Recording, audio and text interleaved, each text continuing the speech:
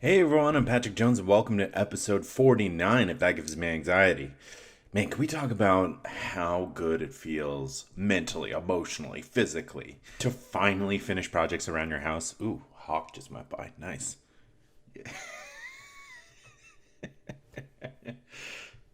Nice. Yo, you see that Hulk? Nice.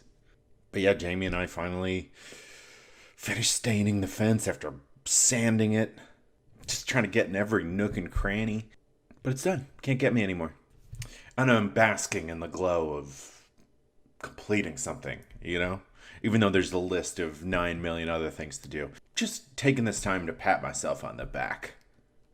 Because I need to do more of that. That's true. I don't know why I'm not. What, am I not worth that time? You're witnessing my inner monologue right now. Ah, you're a jerk, Pat. No, Pat, be nice to yourself. Well, I've got a great episode lined up. Today, our anxiety is caused by not being in control of our schedule. So, times that you're visiting family or a bachelorette party, whatever it is, it can be daunting, right? You need to. It's nice to know what's going to happen and when you can let your guard down a little bit, and when someone else is dictating what you're supposed to be doing. It's also it's also tough to set boundaries. Let's be honest and tell people no, because people get all whiny and not everybody. All right. Settle down, Pat. Well, to help me out, I have Dr. Terri Bacow, who's a psychologist, and my friend Meghan O'Malley. Megan has been on before. We did an episode on body toxins and the health industry trying to scare you. Go back and listen to that one. That one's a good one. They're all good. All right, before we make our way to the interviews, I just want to remind you, if you're liking the show, to please remember to rate and review it. You can check the show out on Facebook, Instagram, Twitter, and YouTube, or YouTube. And if you're liking the show and you want to support it, you can make a donation through the link in the description. Just make a donation of any amount that you would feel comfortable with, and hey, that would be greatly appreciated. Well, all right, let's start talking about times that we're not in control of our schedule. As always, thank you so much for listening, and enjoy.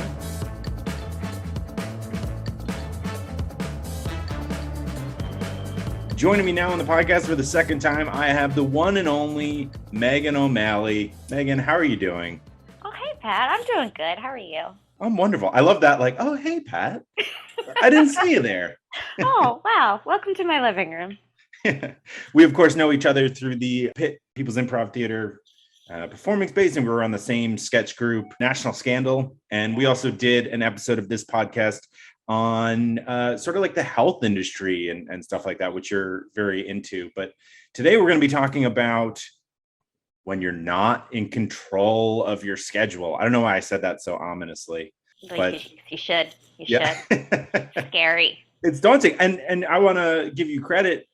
This was your idea. I had sent an email out to a bunch of people that I respect and enjoy working with. And I was like, what are some things that give you anxiety? And you came back with this. So I'm curious, why was this your answer? Well, I think back to what has caused panic attacks in me. Mm-hmm. And it really goes back to not having control of my schedule or having a say. And these are things that are so simple. It's so simple to not have this be a problem. Mm-hmm. But then we just decide not to communicate with each other, right? And What if I don't talk about this and I make it worse inside my own mind? Yeah. And then those people are usually like, oh, you just gotta like pivot and change. And you're like, no. I'll pivot and change when like natural disasters happen. I'm When not I'm pivoting dead. and yeah, when I'm dead, then you can pivot and change me. But not when it's something that could have been avoided Mm-hmm. by Yeah, having a discussion or sending a text. right. Do you have a for instance of a time you were particularly, just to give people an example of Oh yeah. a time that you felt anxious? Bachelor party for a dear friend. And you know what? Here's the thing. It was fun. It was a fun time. But not knowing what we were going to be doing next, which that's have an itinerary. Usually when I would go away with these people, A lot of them I knew from working in hospitality. So Mhm. there's always an event planner in the group Yeah. who has an itinerary for stuff, and you're just like, wow, this is jam packed. But I appreciate the jam packed schedule more than, yeah, we'll do this at some point. And you're just like, what? Well, what is it about that? Because you're an improviser, and generally you as a person, when you're just like in your element, like in Brooklyn, I feel like you can see where the day takes you. So why is it that you could just go home at any time? Yeah, I mean, yeah, I get to go home, but when you're away with people, you don't have your own space, Hmm. right? So if you get an opportunity to get a nap in or get an opportunity just to sit by yourself, it's nice to know how much time you have Hmm. instead of being woken up by a nap and being told that you were leaving in 5 minutes for dinner. And then when you got to dinner, they all just took the menus away from you and then just ordered for the table without telling you what was coming. No. And then after eating and just being like, I just wanted a meal. I just wanted to eat. I didn't know this was all going to be shared. Yeah. Then I Oh just went to man, that's I just went to the that's certainly bathroom. presumptuous. Yeah, I went to the bathroom. I was like, let me get my breath. Let me do this. Let me get myself together. And then I just didn't leave the bathroom. And then my friend was like, I are want you to check on okay? you. Because we all feel like you're not okay. I was like, not, Not. not okay. And then I did get to go back to the house for a little bit. Nice. Well, All day. I definitely understand that feeling. Like, I moved away from New York, and now whenever I go back to visit my parents, or just for whatever reason, visiting Jamie's family, it's like through no fault of our families, you just feel as though your time is in someone else's hands, right? I was struggling to come together with how to say that, but it's like you're just at their mercy, I almost want to say, right? Like, well, we scheduled you to go to this and this the house to like say hello to this cousin, and it's like it's great, but it's also Yeah. it's a lot. And so the anxiety starts to build. I mean, I look forward to these visits so much because I love all my family, but also at the same time, it's like, holy shit, I gotta get a nap to gear up, like for all the small talk you have to do. And it's not malicious. Nothing Yeah. about it is malicious. And No. you're just like, I just need you to understand my time. you know? Yeah. Uh, and And just ask. That's it. mhm, Just mhm. ask. Hey, would you be okay seeing your cousin from the sun? They have that open in their schedule. That'd be Right. nice. Oh, great. And it's like I don't live in heaven. I live in South Carolina. It's like if we don't get it this time, there'll be more chances. Yeah. Honestly, this happened the other day. I was at my parents' house, and my aunt calls in, and my mom she's like, Megan, be quiet. And I was like, why do we have to be quiet? And she's like, your aunt doesn't know that you're here. And I was like, that shouldn't matter. She Yeah. lives like a few blocks away. I was like, it's okay for me to come here and then go home without seeing people. I live in Brooklyn. We're 30 minutes away from each Right. other. It's, That's yeah, too it's funny. fine. Yeah. Oh man, that's hilarious. I didn't tell your aunt. Yeah, I was like, why are we always having secrets? Yeah. And it's not good secrets No. either. Like if they were good, then that would make sense. Right. The other thing is that there's this impulse that like visits have to be these like epic things. We have to like have all the beers. I mean, sure, I like having beers, but like that it can't be like the end all be all. It's like every trip has to be this like 12 out of 10, let's go crazy. And it's like, no, that's, oh my gosh, I'm so tired. Now, I have a question for you. Yeah. Do you feel that this is because of the pandemic? That now everybody's like, we need to make all the moments really impactful. You know what? I didn't even consider that, but that absolutely has to be part of it. And I think it's just like the distance, right? It's like It's a short flight, very long drive, but still, we could be further. And it's just like, well, we got to make all these memories because I'm used to seeing you, 7 times a year. Now I'm seeing you twice. So it's a little, hold on, my mic is, I touched the cord and the cord yelled at me. Yeah, don't touch the cord the is my master. But for the listeners, I also interviewed Dr. Terri Bacow, who is a therapist and works a lot with people who struggle with the idea of being out of control, whether it be a schedule or whatever, because anxiety and control are pretty well intertwined. And I think it's a good time to go to our first clip with Terri. Can we talk? I know you've got a lot on your plate. You've got work. You've got friends, you've got family, pets, you've got the people that you make small talk with at the coffee shop or gym. You've got that bird that you see when you wake up every morning outside your window that you've projected things onto. Look at that bird. Doesn't even love its family. It's always by itself. You do that. Everyone does that. Point is, you've got a lot on your plate. Well, that's why there's Instacart, to take a little bit off your plate. Using Instacart, you search for all your favorite foods and things that you need from the grocery store, all online, all while you're looking at that bird, wondering why it hasn't called its mom. And they deliver it to you. They go to the store and do the shopping for you. And they can deliver it in as fast as an hour. And you can sign up by clicking the link in the description, wherever you're listening or watching. And that's a great way of supporting the show. So it's a great way of supporting this show. It's a great way to make your life a little bit easier because we all know that you have so much going on, like wondering whether that bird judges you back.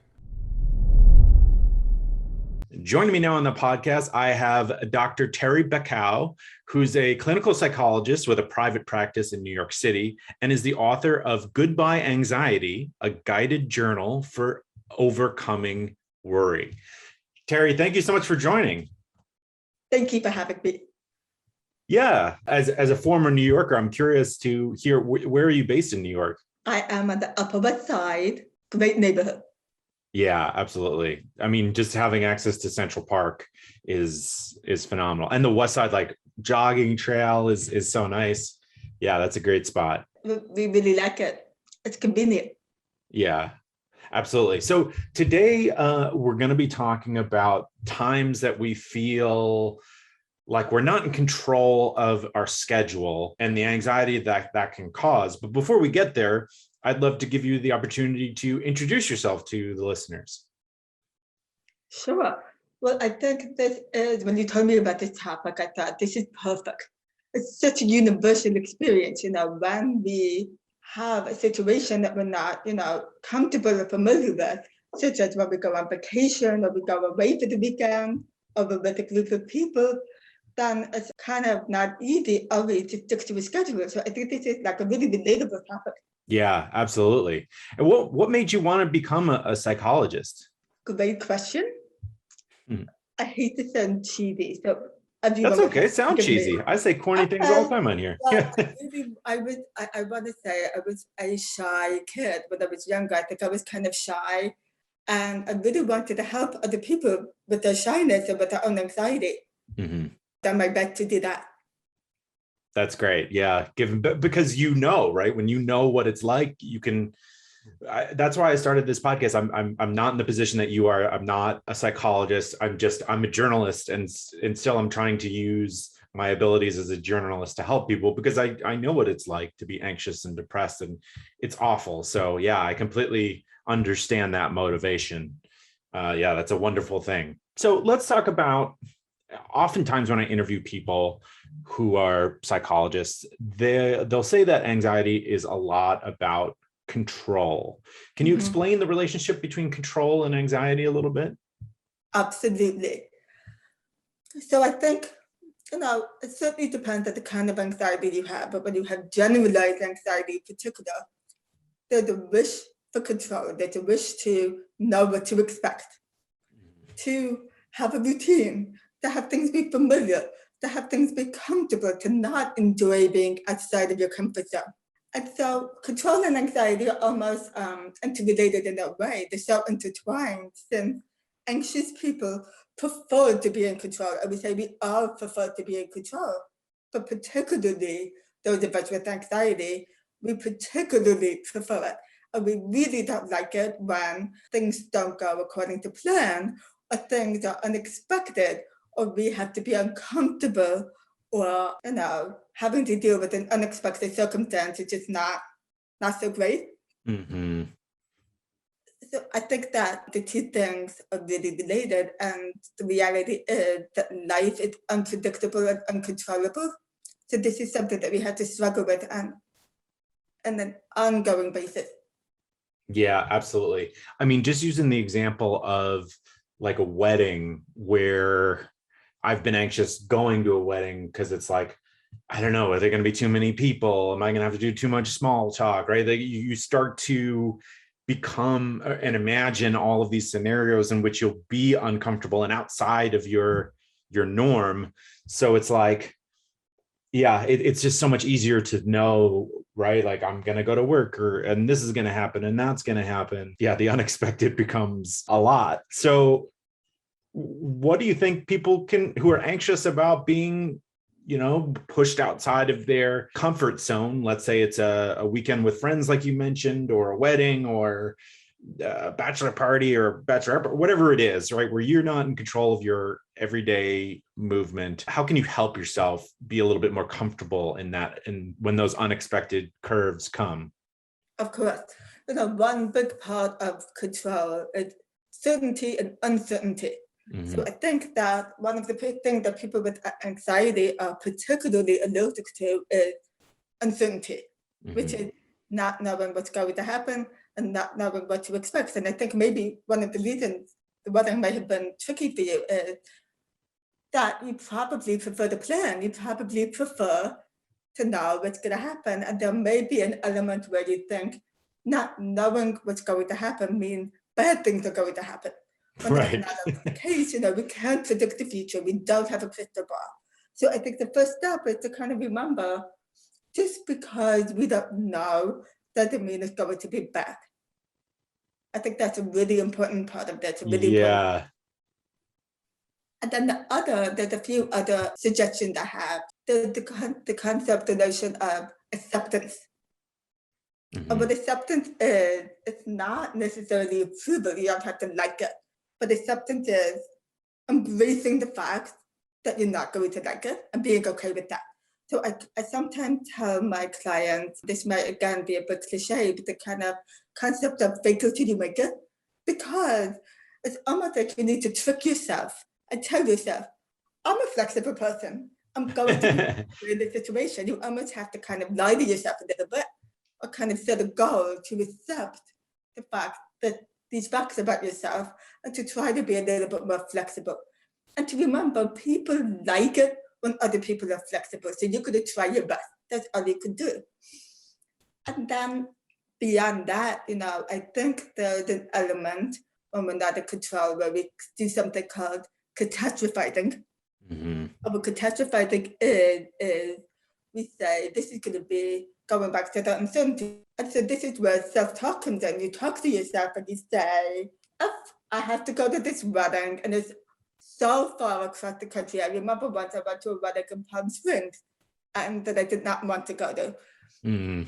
It's short-lived, it's temporary. Use coping statement to kind of assure yourself it's going to be okay. It's going to be a couple of days and I will be able to handle it. I will be able to cope. And sometimes it's good to kind of try to make a plan to cope ahead. If I'm uncomfortable in this situation, if I have to be at this wedding with people I don't know, I'm going to find 2 people to talk to that I have things in common with, to kind of set a goal for how you're going to cope. And then lastly, to kind of keep in mind that discomfort is something that we are familiar with. We tend to catastrophize discomfort. We tend to think being uncomfortable is the worst. But really, discomfort is something that we do on a daily basis, and we can and will handle it. We've done it before, we can do it again. Right. Absolutely. Yeah, I love the idea of planning ahead how you're going to cope. It leads me to another question. I always like asking this. Let's say someone does everything right, right? They plan as much as they can. They start talking to themselves and trying to figure out, if I am uncomfortable, I'll do this. Let's say worst case scenario, and they're having almost like a meltdown in this moment. They're wherever you want to place them. What are some things that people can do to help themselves? Worst case scenario, they're just, the anxiety is winning at the current moment. Sure. So I happen to be a really big fan of something called self-compassion. Mm-hmm. And I could talk for a minute about the science of self-compassion, which is when we are stressed and then we criticize ourselves for being stressed, our bodies release cortisol, which is the stress hormone. Mm-hmm. So a lot of times when we're in these moments, we're having these meltdowns, we're upset, and we're also upset about the fact that we are so upset. Like, why am I so upset? Why am I having this panic attack? So it's really important to be kind to yourself. When you are kind to yourself, when you say, I'm going to be really nice to myself right now, the body then releases oxytocin and endorphin, which are feel-good chemicals. So if you're at this wedding, you're kind of melting down, I can't do this. To kind of take a moment to stop and to be kind to yourself, to say to yourself, this is a moment of suffering. Everyone feels this way at times. Mm-hmm. What do I need to do for myself right now to get through this moment? Do I need to do a breathing exercise? Do I need to maybe momentarily leave the situation and come back? Do I need to make a phone call? Like, you could pretend you're on Survivor. You need to make, no, I'm sorry, one of those game shows where you make a call, Yeah. you got a lifeline. But to kind of think about what you need in that moment to get through it. Yeah, absolutely. Right. Whether it's also taking another look in the mirror and realizing you look great in your wedding outfit, right? There's a little confidence there. You're outside of your ordinary dress, right? And that's kind of fun. One of the main things that jumped out at me from this clip was uncomfortable is scary. And it's just like, it makes so much sense. And it's like, but it's like not often acknowledged, like just how scary being uncomfortable can be. Yeah. Nobody, that's why everyone's on their phones Yeah. all the time. Like, if you want to look like a crazy person and like the suspect of the room, sit in a room full of people all on phones and don't be on your phone. Just sit there Yeah. and just be calm. And that sets everybody off. You will guaranteed get a look from everybody at one point. It's I'm imagining this situation, and my thought is either that person's a serial killer or an FBI agent, right? Like those are the options. Or me. Are you able to do that? Yeah, I do it on the train sometimes because it's like I don't want to be on my phone either. It's Mm-hmm. like crime's up, you got to be aware. So I try, if I'm on the train, I'll either read or sit there. But that's if I can stare out the window. If we're more above ground. Right, underground, it's haunting. Yeah, there's only so many times you can read the same ad that's in front of you, and then read the other one that's in Spanish, and then see how much of the Spanish that you still remember, and then be like, wow, that's great. Yeah, smart. And then be like, shit, there's nothing else to read. Yeah, absolutely. Well, one of the things that Terri that said that stuck out to me was that we can work on giving up control because we do things that are uncomfortable every day. And so I guess it's like acknowledging the discomfort and giving ourselves credit to be like, oh, we can handle this. I'm curious your thoughts on that. Well, in a sense, it's like you are giving up control, but you're still in control. So that's where, like, I'll slightly argue with the doctor about it, because what she's saying is right. Yes, you have to learn, but you're still in control of giving up control. Like sometimes I try to journal in the morning. I didn't today. I went rogue. Well, you're going to be on a podcast. That is what this is. just gonna do open therapy for everybody. No, but like even like writing out what you're going to do that day. And then if you see a challenge, write out the possibilities of how you can get around it. That's a way of taking care of the possible anxiety that's going to happen later, but you are still in control. That's a great, yeah. You really are just like spinning it on its head. It's like, I know it's coming. Yeah. So, and here are some possible fixes. So what am I worried about? It's going in with like a bunch of plans. You know what? I guess this is kind of related. It makes me laugh. All right. So, a friend of ours, Adrienne Sexton, I went to my first protest with her and her boyfriend, and he told me that being at a protest, you're like a rabbit in a hole, right? Mhm. You got to know where all your exits are. And I kind of apply that to life. Know where your exits are, not to actually have to leave, Mhm. but to possibly leave a bad situation. How could you get out of this in a healthy way without setting yourself off and making you feel like you're not validated? Wow. I love that. What a wise man. Yeah, yeah, That's he's great. a pretty cool dude. They're still Yeah. together. Oh, nice. And the other thing is also, you're describing like physical exits, but I also feel like, okay, if I get anxious, I could go to a coffee shop and have a water and sit there for a few minutes until I calm down and then walk home. Right? It's Yeah. it's not just like the physical exit, it's like how do I down regulate a bit? Hmm. It's exiting the situation. Right. Right. Like Yeah. you did with the bathroom at this Yeah, I hellish tried. dinner. Oh, I tried. God, and the food was so good too. Actually, it was in Charleston. Was it? Do you remember where the Yeah. restaurant was? No, no, no, no. What well, I'm A so lot of a sad. lot of that panic attack just blocked everything out. Well, y'all come back now. I Yeah. hope you give us another shot here because it's a little slice of heaven. What I remember, it was beautiful. Yeah, that's great. Well, this also what we were just describing kind of leans into what Terry was saying about in a worst case scenario. When I asked her about, let's say you're having a meltdown and you've done everything right up to that point, and the meltdown still comes, and it's kind of like be nice to yourself and take a moment, find a quiet space. You seem to be very good at being kind to yourself, just like being your friend for years. I feel like I've watched you like work on that. Talk to me a little bit about your efforts to be nicer to yourself and because that's so hard.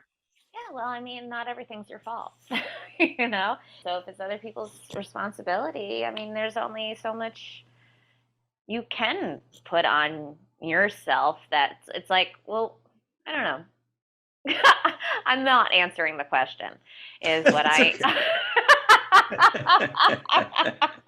okay. avoidance. That's Yeah. how you are nice to yourself. I don't know. You read so many of these self-help books, and some of them are so dumb.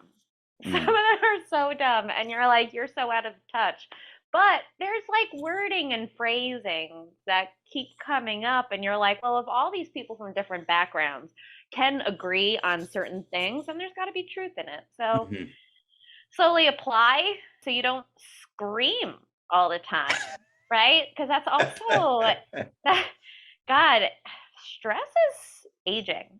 Yeah. Okay. I cannot have those lines in Hollywood. I don't know what age I would be cast for, to be honest, because I don't understand aging. Hmm. I think I've been the same for 20 years, probably.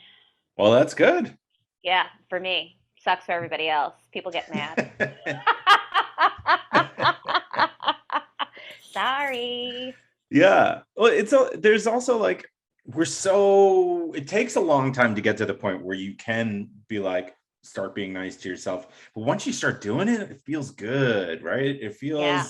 It's like discovering sweatpants. Like I was so against them, but like the pandemic got them on my body and now they may never leave, right? It feels nice to have that elastic on me. Same thing with like being nice to yourself. You put that on that pair of sweatpants and it feels good, and then you just slowly be like, oh, I could have been doing this whole time. What was I wasting my time on not being nice to myself? Yeah. There's things, God, it's so easy. I remember in my early 20s, things that I liked and stuff like that, people would kind of get on me. little bit for, being a happy person or wanting to do this thing. It's like, yeah, but that's my thing that I want to do. So then you conform a little bit and you lose yourself. And then over time you're like, actually, I did like that thing and that person, I still like them, but they're stupid. you know? I don't like the things that they do. And they Right. don't take what I say into consideration. So who are they to be walking around to tell me what I can and cannot do? Absolutely. I mean, that was a big shift from 20s to 30s for me, where it was just like, yeah, I don't know why. I mean, I guess it's just like going along with people you've been friends with, and you may be changing, and they're growing in different ways, and nobody's wrong, and it's okay. Yeah. Well, I mean, it's so funny because I don't talk about this. So it's funny that I'm going to be talking about this on a podcast. Okay, here we go. So I stopped drinking in January of 2021. I Nice. don't make a big deal about it because I did that for me, Yeah. right? But I do have friends. Some of my friendships, we've had to have conversations where they're like, "But you're not here anymore," and I'm like, "Yeah, you're not going to find me at the bar. That's it. But you're still going to find me. We're just Mhm. going to see each other less, and we have to work on the friendship." And it's just like having to remind people we can have different things. Right. Yeah, because I like going to sleep at a reasonable time. That's great. I'm so happy for you. That, I Thanks. mean, it's something that I've flirted with and tried a few times, and not been as successful as I would have hoped. But that's okay. I'm gonna be nice to myself about it. Yep, yep. It takes work. It takes Yes. a lot of work. It probably took me like 3 years because went from bartending, so Mhm. complete nightlife, to having to stop and become a morning person and confuse everybody that loves me. Keep them guessing. Hmm. Well, great. Let's go to the second clip with Terry. We're going to be talking about setting boundaries and taking boundary setting personally. Another aspect of this is a lot of times there's the pressure to do everything that the group is doing. Can we talk a little bit about setting boundaries? I mean, just the idea of setting boundaries with friends and family, sends the anxiety off a bridge. But yeah, just generally speaking, how do you start setting boundaries and knowing and expressing that, like, you don't have to put yourself have to do everything that other people expect of you? I love that question. I think that is such a great question. I think it's such a relatable one. Mhm. And so many of my clients talk to me about this exact thing. So the first thing is that I think setting boundaries is so important. But again, to use the word allergic, a lot of us are allergic to them, we're afraid of them because we Mhm. think that if we set the boundary, we're going to disappoint someone, or they're going to be upset with us, or they're going to think we don't have the right to set them, or that someone's going to be angry with us. There's a lot of kind of notions and beliefs we have about boundary setting. Yeah. And we sometimes feel like we don't have the skill set, we don't have the ability to be assertive. So there's a lot of obstacles. So I try to talk to my clients with these obstacles, and I try to reframe first.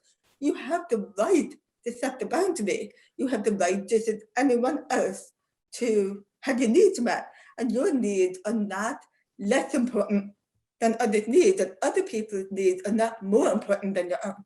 So I try to kind of communicate that you absolutely have the right to do this. And also to educate folks that people actually respect boundaries when you set them. Mhm. I think there's this notion that when you set a boundary, someone could have such an outside reaction, they're going to reject the boundary. But without boundaries, people don't know to stop behaving badly. They don't know. So by setting a boundary, you're educating the people in your life. This is okay, this is not okay, this is what I want, this is what I don't want. Mhm. And almost always, when we set boundaries, people do respect them. They do. There might be a little bit of pushback, a little bit of whining, but then ultimately, sure, I respect the boundary. So with group situation, like you said, you don't have to do everything the group is doing. You do not have to suffer. So if there is an activity that the group is doing that you don't want to do, you really don't have to do it. So the example I'd like to give is hiking.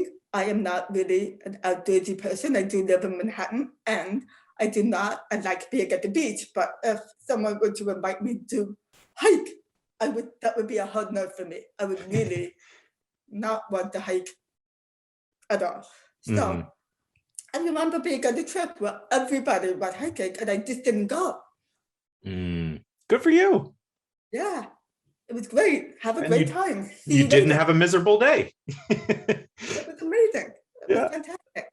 So don't be afraid to say no. Don't be afraid to say, you know what, I'm going to sit this one out. You guys go and have a good time. I'm going to see you this time. Absolutely. Yeah, I love that. Well, it also feels that some people take a boundary being set like super personally. You know, Yeah. have you noticed that? Like, what do you think's going on with that? And how can we be better at hearing when people are setting boundaries and not taking it personally? Because it's not about you, it's about them. Absolutely. And the thing to keep in mind is if someone does take it personally, it's okay. It's not your problem. It is not your problem. It is not our problem that this other person is having this reaction. You know, they are entitled to have feelings. Those feelings might not be justified or warranted. You know, people tend to overreact, but that doesn't mean we have to bend over backwards to accommodate. Yeah, that's a very good reminder. And what about this need to, if I don't do everything that they want, they won't like me? You know, I'm sure that's a fear that a lot of people have. I've definitely done things that I didn't want to do because I wanted to seem, like you even mentioned before, being seen as being flexible means that people like that trait, right? And so I'll be liked. And we want to feel the warm glow of being liked. But how can we handle that? Absolutely. When I was talking about flexibility earlier, I meant to like maybe try to step outside your comfort zone a little bit, but not to the point that you're putting yourself at risk, you know, where you Right. there's limits to flexibility. You know, you want to try to like go with the flow a little bit. But if there's something you actually adamantly don't want to do, I would really recommend that you not do it. You know, unless it's a phobia and I don't want to get any attention. To your point about being like, I always tell my client, not everyone is going to like you. We can't force everyone to like us. Sometimes we have to tolerate being disliked. And it's not always a good feeling. It's not always a good feeling. Many of us are people pleasers and we want to please everyone. But that's futile. It's a fruitless exercise because you cannot make everyone happy all of the time. But the other thing is, a lot of times when we're afraid we're not going to be liked, we are catastrophizing. We're jumping to conclusions. We're making assumptions that if I don't do this, so-and-so is not going to like me. You can't read minds. You don't know that you're going to be disliked in that situation.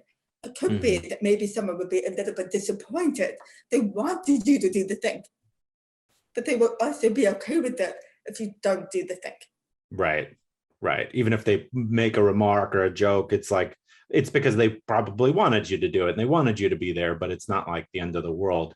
I always look at it like the other side, right? Where we're super hard on ourselves, right? I always look at the other side where we're super hard on ourselves, but if the roles were reversed, we probably wouldn't have been as mean as we're thinking the other person is going to be to us, right? Yes, that is a really good point. You know, a lot of times I have clients with social anxiety, and we always talk about the fear of negative evaluation and the fact that other people are not as harsh or as judgmental as we think they're going to be. There's a lot of projection going on, you know, a lot of concern. I'm going to be judged harshly in this situation.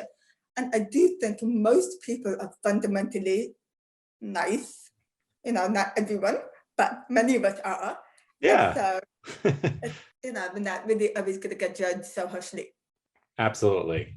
Let's say someone's struggling with setting boundaries, right? And they want to, I'm having an issue forming the question as you can hear me fumbling through it. But where is the line that you think somebody should go see someone such as yourself when they're struggling to maybe they're just stepping away from social events or avoiding certain things. When is a good time for someone to come speak to someone such as yourself? Great question. And I think the kind of moment to do that would be when the anxiety starts interfering in your life, when maybe even in your daily basis, it's impacting you in some way, when you are canceling plans, when you are experiencing distress, maybe that's not always proportional to the situation, but it's really the point where it's kind of impacting your life and getting in a way, in a noticeable way, that it's a good moment to talk to a psychologist. Yeah, that's great. I mean, you shouldn't let anxiety control your life. Yeah, that's because I'm sure, I mean, most people who come to see a psychologist report an improvement in their experiences, right? It's something that's kind of known that you can help people. Yes, I do think so. Yes, absolutely. So it's good. I always like to remind people that, the help is out there. There are people that know what they're talking about. And so they shouldn't have to white knuckle their way through life, right? That there are things and people that are out there to help them. Absolutely. Yes, I think that suffering is overrated. If suffering can be avoided, it should be. So I always say to people, don't be a hero. That's a great bumper sticker. I should do something with that. Yeah, at least on a mug or something. That's got potential. I won't steal that from you. That's all you. Today's episode is sponsored by My Software Tutor. Can Excel be my friend? Do you want a new friend? Thinking about making new friends both makes me excited and sad. So it can be hard to make friends as you get older. And so I feel like sometimes you get surrounded by people. It's like, yeah, I guess we're friends. But also, if you truly connect with someone, you can make new friends as an adult. On both sides of the fence here. So Excel can be your friend, or it could be surrounding you. That's just probably because you don't know it that well. Many people, I've deviated so far from the copy. Let me get back to it. Can Excel be my friend? Many people have wondered this for years. The answer is, yes, it can. That was so much shorter than where I was going with it. All right, let's talk about My Software Tutor. They offer 3 levels of real-time Zoom-based courses with a live instructor. They all deliver practical, functional business skills in a friendly, supportive environment. That sounds nice. I mean, it could be so daunting to learn Excel or make friends. These courses will increase your marketability, whether you're an employee, job seeker, consultant, or contractor. That sounds pretty good. Register at mysoftwaretutor.com and use the promo code POD20 to save. And use the promo code POD20 to save 20% off all registrations.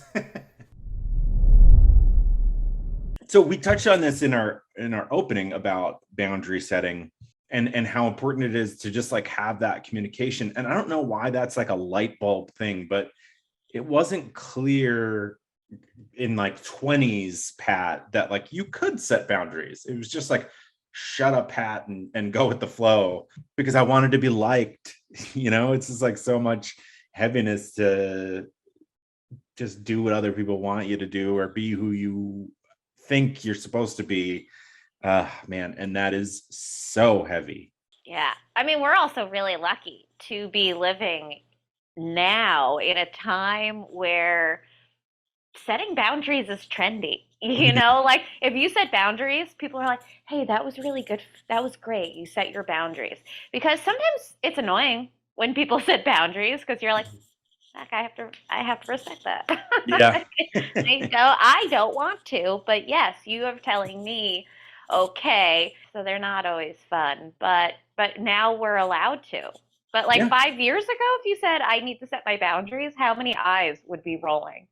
So many. I think eyes haven't rolled back from the amount of eyes that have rolled towards the back of the head from people hearing that 5 years ago. Yeah.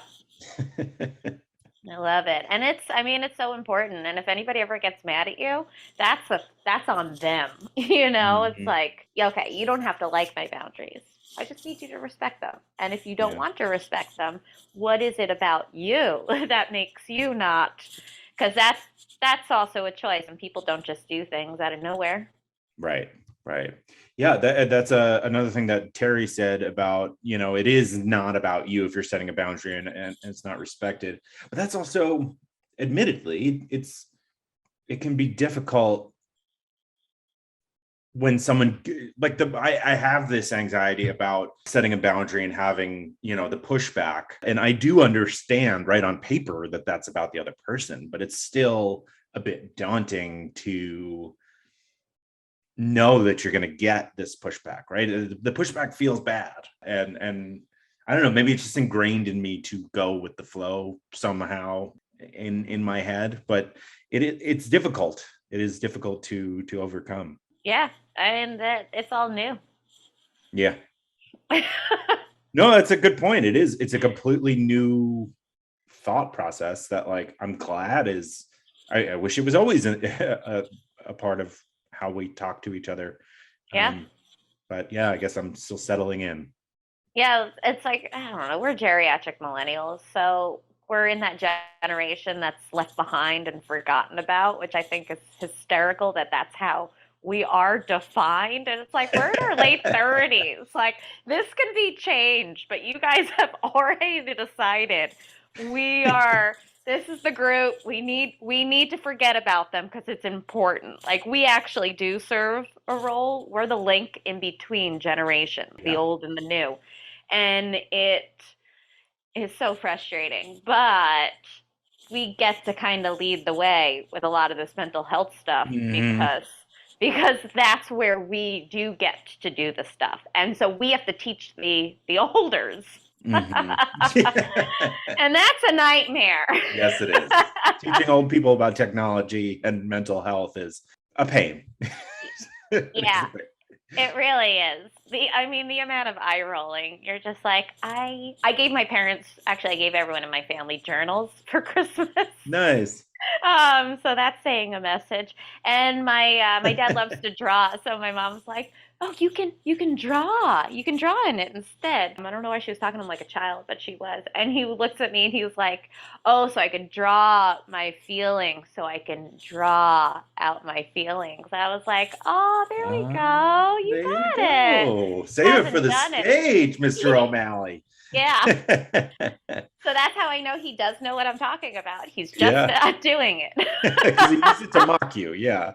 Yeah. That's love. Yeah, absolutely. The other thing that I love that she was talking about is it's like, people pleasing is futile. I could say that 1,000 times a day, and it would still only move the needle a little bit. But yeah, I just have this insane ability or want, rather, not ability, to be liked. Right? It's so painful for me to not be liked. Yeah, I don't like being not liked, but I think I'm also at the point of my life where if you don't like me, I'm not changing. So maybe this is just a personality thing that it's for the best. And I'm not changing who I am to fit your wants and needs in life. Well, that's very refreshing to hear. Yeah. Yeah, I gave up. I'm like, you know what? I'm gonna upset people. But also, Pat, here's the thing. This is the obnoxious thing that's gonna come out of my mouth. I can't I wait. usually wind up in roles of leadership, even if I don't want them. It's because you don't want them. Yeah, I stand in the back and I hide, and then all of a sudden I'm in charge, and I'm like, I don't know how this happened again. I don't want it to. So I understand when you're in charge, you can't make everybody happy, but you got to do what's best for the overall. Because you know what, I feel like you have a gravity about you that, like, you're not like the loudest person in the room, but like people feel like they can come and tell you things, and so everyone then projects the leadership. Like, that's exactly how it happens. Yeah, you're a good listener. People tell me too much. Yes, I'm sure. I got files on all of you in my head. I ain't putting any of this on paper. And if I did, it probably would have gone up in flames in my old apartment. So I think that works out for a lot of people. Yeah. Well, yeah, I think it's a good time to go to the third clip where Terri talks about different behavior therapies and her work with worry. Do you wish you were one of those thoughtful card people, but don't have the time or energy? I don't know why I did bunny ears on that. Or maybe you had a personal assistant. I like to pretend sometimes when I'm running errands that I am my own person. I make up games in my head. I might be revealing too much about myself. But you don't need to pretend to be your own personal assistant, at least when it comes to cards. Because the Cardist Studio is your personal assistant. Let's set up a situation. You think, oh, I should send them a card. But things get in the way. You're busy. All you'd have to do is jump onto thecardiststudio.com and tell them exactly what just popped in your head and why. And you'll get credit for your thoughtfulness. Here's what they'll do with that information. They'll get your personalized message handwritten into the card and into the mail for you. And you don't have to save space in your brain for this character that you've created as a made-up personal assistant. This bit is really getting off the rails. It's fast, it's custom, and it's a total life changer. Hey, you are a thoughtful card person now. Thecardiststudio.com. Thoughtful. Just got easy. And you can use the promo code ANXIETYPOD for 10% off your orders. Tell me a little bit about your book. Oh, I would love to. So it is based on a particular kind of therapy called CBT, which stands for Cognitive Behavioral Therapy, which is really excellent for anxiety disorders. And the focus of my book is on worry. You know, there's a lot of different aspects of anxiety. There's panic, there's OCD, there's trauma, but I'm really focusing in this book on worry, which is, you know, anticipation of future events. There's so many different aspects of worry. It's actually a very broad condition. The book is intended for the younger set, so it's intended for young adults, college students, and teenagers. However, I think anyone can read it. Anyone can read it. You know, it is accessible and user-friendly, and I even tried to include pop culture references. Nice. Yes. There's some musical references in there, just a few rappers, with kind of some movie references, things like that. It's really a book about worry and how to cope with it. And there is a journaling component, but that's not the entire book. The reason there is a component where you can journal is that I think it's really important to not keep worry to yourself, but to vent about it, to get the thing out of your mind and onto paper. Because I mean, I would imagine then it's less. Yeah, there's something to that, right? Listen to me, what a profound thought. There's something to this journaling, huh? But there's something to like alleviating the worry building up in your mind, and you're just like it's just like putting something on a shelf. Absolutely. I have a few pages in my book that are devoted to brain dumps, and that comes from a strategy in psychology that we refer to as worry time. And what worry time is making an appointment to worry, to set aside time to, you know, they say to yourself, I'm not going to think about this right now, I'm going to think about it later. And later, I'm going to be able to journal and dump and get it all out. And that's cathartic. You know, to have the process of catharsis, it's really what makes therapy effective. It's putting words on an experience, being able to talk about it or write about it. And you don't even need to be a good writer. I mean, we are tweeting and DMing and texting and emailing. So you don't even need to be a writer to write about your thoughts and feelings.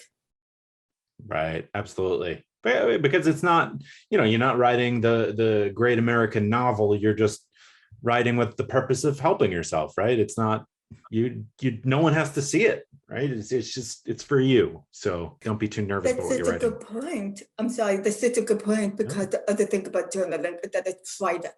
No one has to see it. Yeah, not at all. I mean, there's a lot of people that make their money putting every aspect of their life out there on social media, or, you know, you see on Medium, or some people write blogs and vlogs, right? But that doesn't have to be you, right? You can keep it as private as you want. True. And, you know, I think it's always good to express what's going on with you. And if you feel maybe you don't have someone to express that to, or someone's not going to get it, they're not going to understand, then it's good to have an outlet to express the things that are going on in a really safe and private and comfortable way. Absolutely. Well, where can people pick up your book? Certainly online. I'm not able to recommend a particular retailer because I might be accused of bias. But certainly on all of the online retailers, certainly Amazon and Barnes and Noble, and there's also some independent sellers that are online, Mhm. which are fabulous. And in stores, my understanding is that it is in Barnes and Noble stores across the country. I don't know which ones, but it is at my local Barnes and Noble, which is on 82nd Street and West End Avenue. I'm sorry, Broadway, forgive me, Broadway in the city. I was really excited to see my book there the other day. That must have been congratulations. That must have been so just earth shattering, right? To see your work out there in the wild, so to speak. Yeah, that's great. Congratulations. And isn't the Upper West Side, what was You've Got Mail with Fox Books? Didn't that take place up there? I think I love that movie so much. And Yeah. I could try to put it out of business. And I don't remember a piece of seeds, but bookstores are coming back. Yeah. You know, we don't want them to go away. We like going to bookstores and really hope they kind of stay in business. Absolutely. It's just like I like going to record stores, it's a cool experience, right? There may not be as many of them, but when you have that time, it's really fun. Yes, and I think it's satisfying. I do admit I read books on my phone. I will admit that, but I find it really satisfying to also have a paper book where you could turn the pages. And my book you can write if you want to. You don't have to. It's optional. But that's why it's available in Kindle format, but I recommend the paper format. Awesome. Well, where can people find you on the internet, on social media? I am on social media. Yes. I am most frequently on Instagram. Mm-hmm. And my handle is at Dr. Terri Bacow, which is DR. So you can certainly find me on Instagram, and I believe it's linked to Facebook. Yeah. Awesome.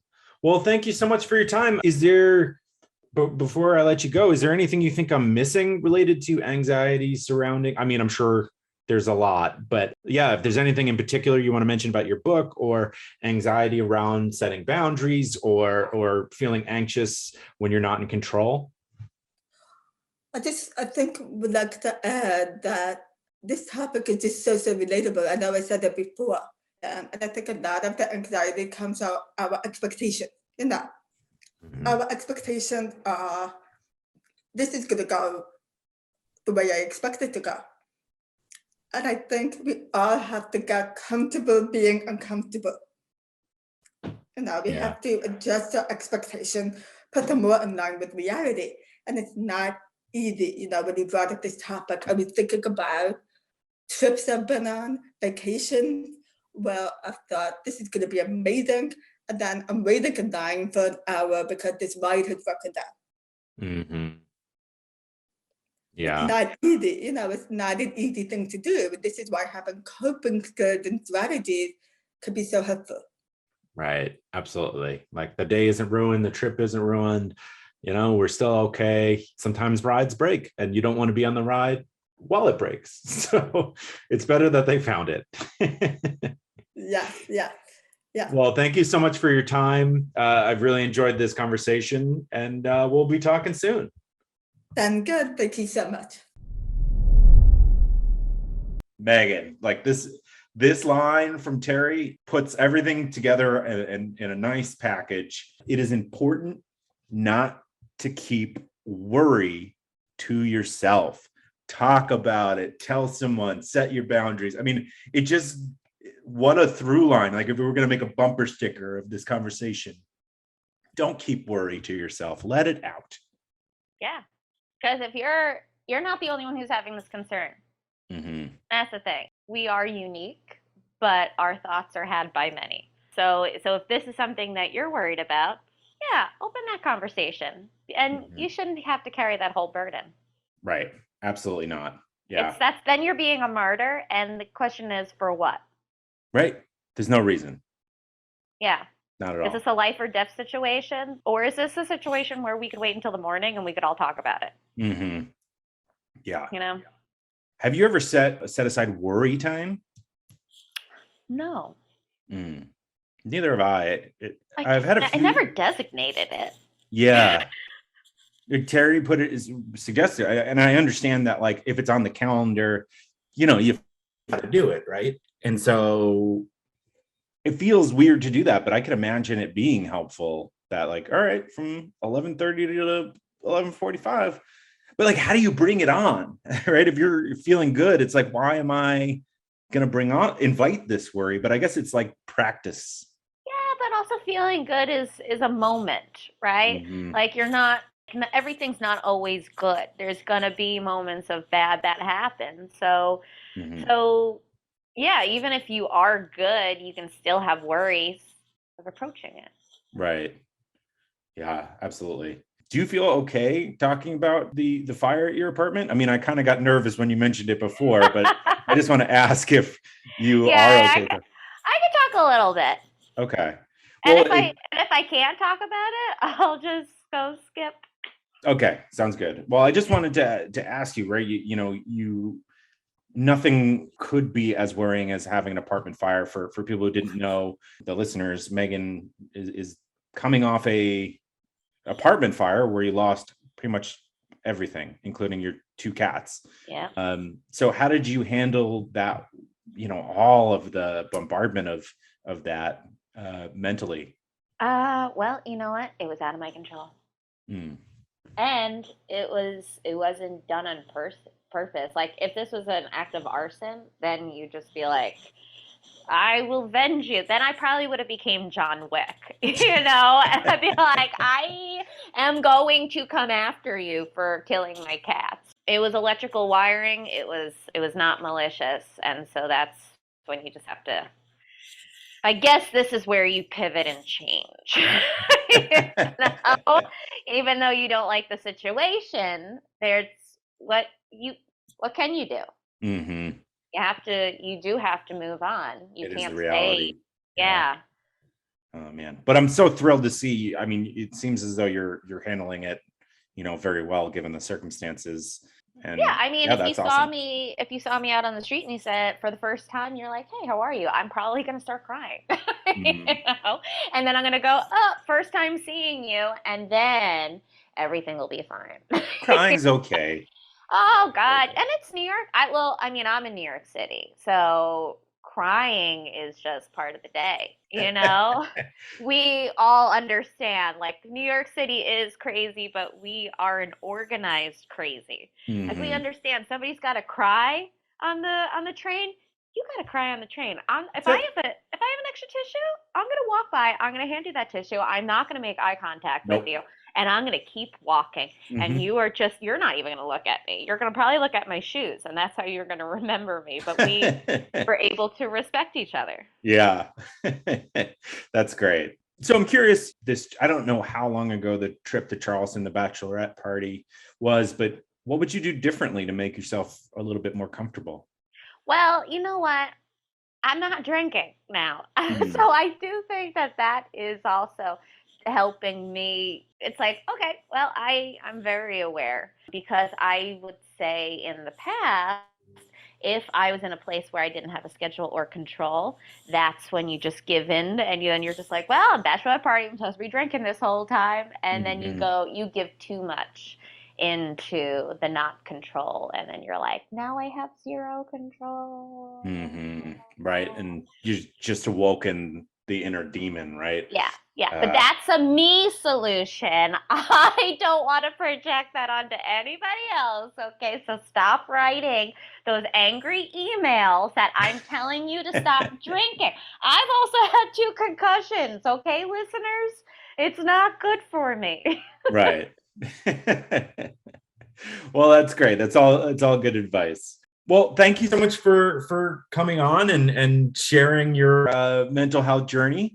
I'm wondering if there's anything else you would want to mention or Well, actually, I recorded an album in May, a comedy nice. album, so that, which was 2 months before the fire, which is actually very fun to note because there's some fire safety that does come up in it. But that should be coming out in November, and it's called Finding the Positive.